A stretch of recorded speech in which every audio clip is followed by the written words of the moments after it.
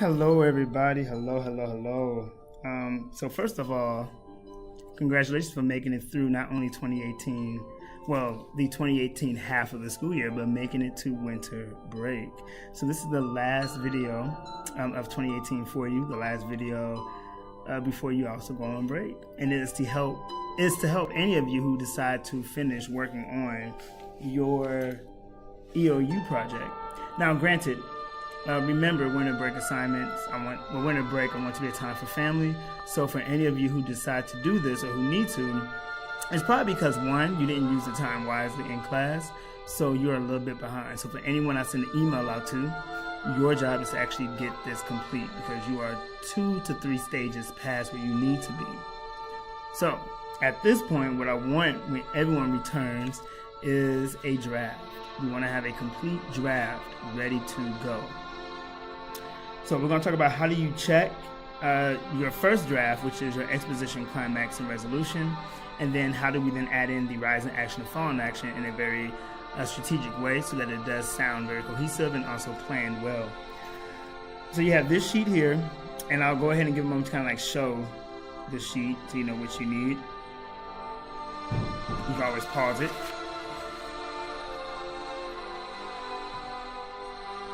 Okay. As it says on the top, here are the few things that you do need to complete this. As you see, 1 and 2, these are what we've already completed. So everything builds up on one another. You can't go on to the next without having this first. So the first thing you're going to do is you're going to take 2 sheets of paper and you're going to fold them like a brochure. All right. You're going to see a little bit of information on here, which I'm going to cover in a moment. But you want to take 2 sheets, fold them like a brochure, like so. So in 3s, take 1/2, fold it a little bit past the middle circle, or the ring hole, and then on the other end. And on the first sheet, we're going to put exposition on the first fold, and you're going to write climax on the second fold. Again, I have information on here, but I'm going to be very clear about what this information is.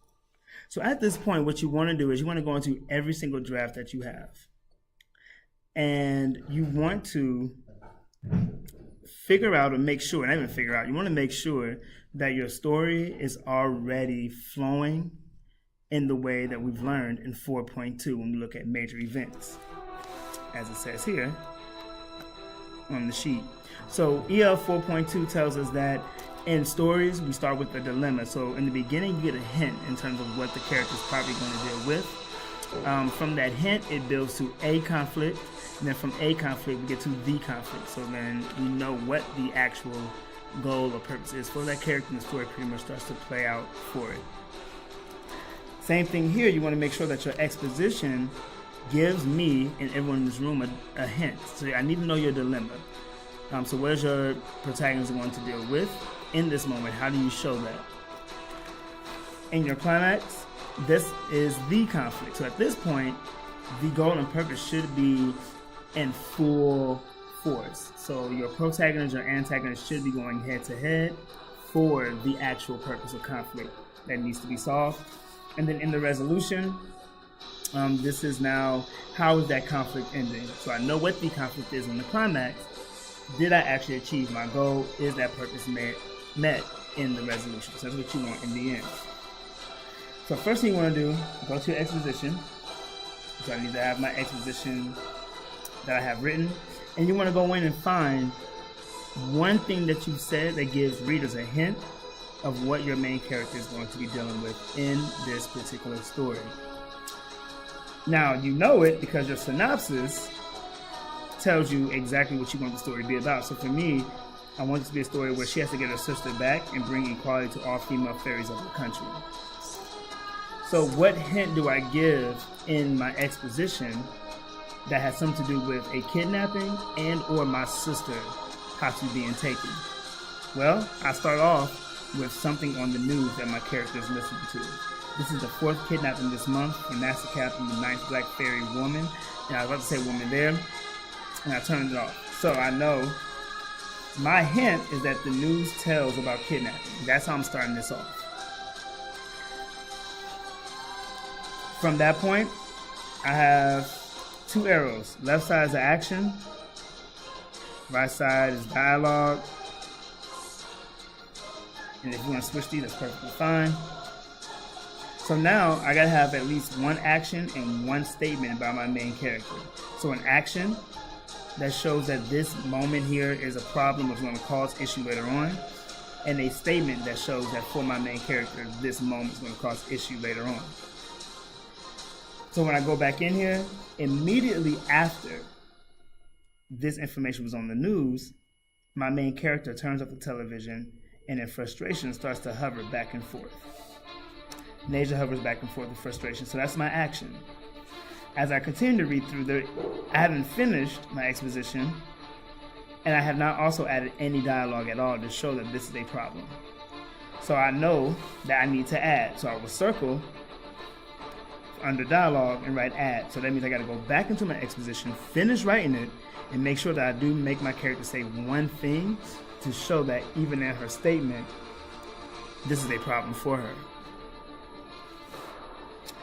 At that point, I then want to go to my character proposals, which is also mentioned here at number 2. So I want to go back to the character proposal, go to my protagonist, and look at the traits. My protagonist is supposed to be reforming, so someone who's all about change, strong-willed, and someone who's also merciless. So strong-willed, committed, merciless meaning there's no pity, she has no mercy for anyone or anything. So everything that my character does and everything that my character says needs to fall into one or more of those traits. So when she hovers back and forth in frustration, I'm showing that she's the reforming trait, someone who wants change. And of course, because I don't have dialogue, I know I also need to add and make sure I think about which trait to put for the dialogue piece. And then from that point, I just need to explain it. So what do I know? What about this moment says she wants change? Well, she wants the kidnapper to stop, so she's upset. That's what I want. And so that's my understanding for why I added this here to show that she wants change. And of course, I gotta add it there. All right?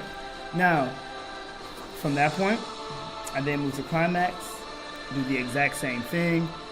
So what moment in the climax shows my character and my antagonist actually going head to head about the goal?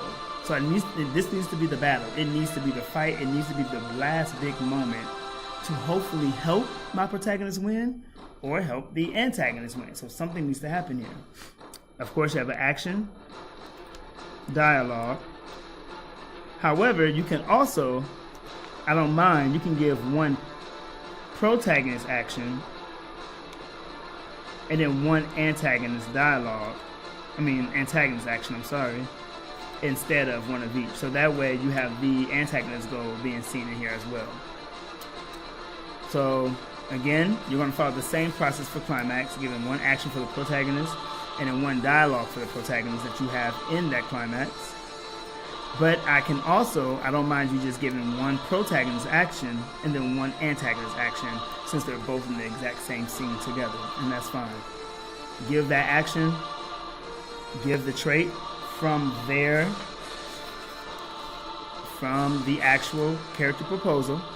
So again, if you're doing protagonist action, it comes from protagonist, and if you're doing antagonist action, you take your antagonist character proposal and find those traits, and then explain how the trait connects. Simple as that. Then the last is your resolution at this point, and then you need to have something in the end of your story that shows that the goal is done. Our main character achieved the goal, or there's going to be a cliffhanger, but what do you do to show that something with the goal is coming to an end or is about to have a new beginning or new start of some sort? And the same process follows. One action from your protagonist, one piece of dialogue from your protagonist, and follow through and make sure that the trait is seen and explain how. So very simple.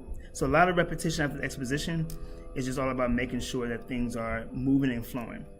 Now, once you're done, you should be able to take the climax sheet, that side, and put it over the middle. And you can't really see this, but I'm going to show you. It should be in 5 panels now. So you have exposition, a blank, climax in the middle, blank, and resolution. So what you should be able to do at this moment is then plan what goes in our rising action and what goes in the falling action.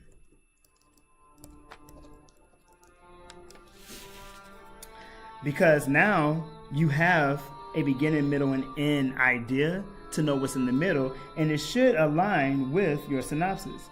So for example, if I know in the beginning the hint is that my character is hearing about these kidnappings going on, and then in the climax, she's actually fighting the leader of the kidnapping group. Now, I didn't say it in the beginning, that's who Zozar is, the leader of the kidnapping group. Something needs to happen in the middle for my character to want to do this. So maybe here, since I know in my synopsis, I mentioned that I need to get my sister back. Maybe it's in the rising action that I actually talk about my sister being kidnapped. So where was my sister when she got kidnapped? What was my sister doing when she got kidnapped? Who actually kidnapped her? Why were they kidnapping her? When did they kidnap her? So remember your 5 W's when you're writing that story out. And now I know this makes sense. I hear about kidnapping, my sister gets kidnapped, now I'm fighting the guy who kidnapped my sister and who does the kidnapping. So that's an idea. Same thing for fallen action. I fight the leader, but then I want to go home and demand protection for women creatures. So what can happen in between these two moments that would make my main character need to demand for protection? So obviously one would be I got my sister back and I can get her here, or maybe the climax, but maybe I want to get my sister back. Or maybe I got my sister back, but I notice that there's another group of people who may be also trying to steal women. So that makes me then want to also demand for protection. So now I have 2 ideas I can go with, and I want to pick one and actually write the story out. Looking at my 5 W's and making it work. And then from there, if you follow it correctly and you've done your part, you have a nice, cohesive story that has a nice main point summary straight across, and you should be good to go. And then you use this to pretty much finish your draft. So there are 2 ways of doing this. Either one, do your rising and falling action and then do the check like you just did here for your exposition, climax, and resolution, or plan it out first. Plan what you want, and then once you plan it, following our process, then start to write. So that way you have an idea about where you want to go, and you can start writing that out. And that's pretty much that. Now, some of you are probably asking, well, what about the theme starters and your conflict foundations? Like, why did you bring these 2 things up? Well, your theme starters play a role in terms of how the story should go, and your conflict foundations also play a role. So when I say theme starter, when I say conflict foundation, the conflict foundations are in your EOU notes from day 1. So that's where you're going to get those from. So those are your protagonist versus society, protagonist versus another, protagonist versus self, those. Then your theme starters, obviously, we're talking about good versus evil, law versus liberty, internal quest, so on and so forth. And so just a quick explanation of what happened with those. So for my story, this is a law versus liberty story. So come here. That's the theme starter that I'm using for this, because I'm looking at the laws and things that this society believes in that's messing with the freedom of women. But this is also a protagonist versus another and a protagonist versus society. So I have both in here. So what this tells me is that when I start to go through my story, one, it tells me, well, I know in here I gotta have government. Government or something with laws need to be in this story somewhere, because my whole story is about this liberty and this law. Which is why in my resolution, I talk about trying to demand protection for women, which means I gotta probably go home to my society's government to actually get that for my main character. Another thing it tells me is that this is against society and another. So there should be a moment here where I have society treating my main character differently because she's a woman, society saying things about my main character because she's a woman. So I need to have some moment in here where there's an interaction between my main character and the people that she lives with. But also, I need to have my main character fighting off this villain, fighting off another, someone who's in charge. And I do have that part already, so I have the in charge piece, and I haven't quite thought about how I'm going to get society in there. So maybe in my exposition, I'll write a little bit more about how my character feels about her society and where she lives and how people treat her. Or maybe it's going to be in my rising action, but I do got to add that piece in there as well. So it does give me an idea about where I need to go.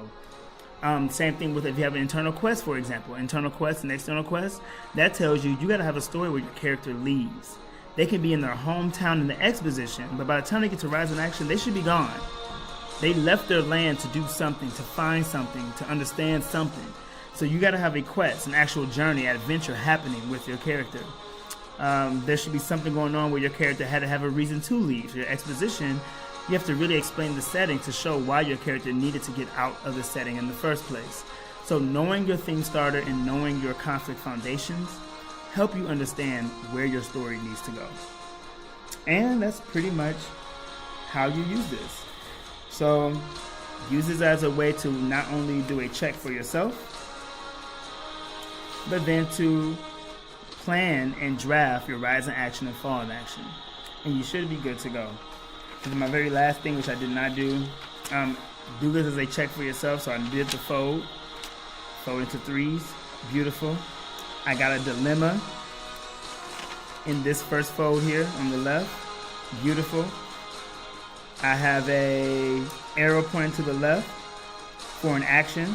Absolutely. But I got one for the comment. I don't have a comment, so I know I got to do that next. I have another action. All my actions are done. Comment, not. Action, done. Comment, not. And so these tell me the things I have to go back and fix, and that's just a check for yourself. And you do it as you're going along. That's pretty much that. I'm going to have a great break, and good luck to you, those of you having to finish this. See you in 2019.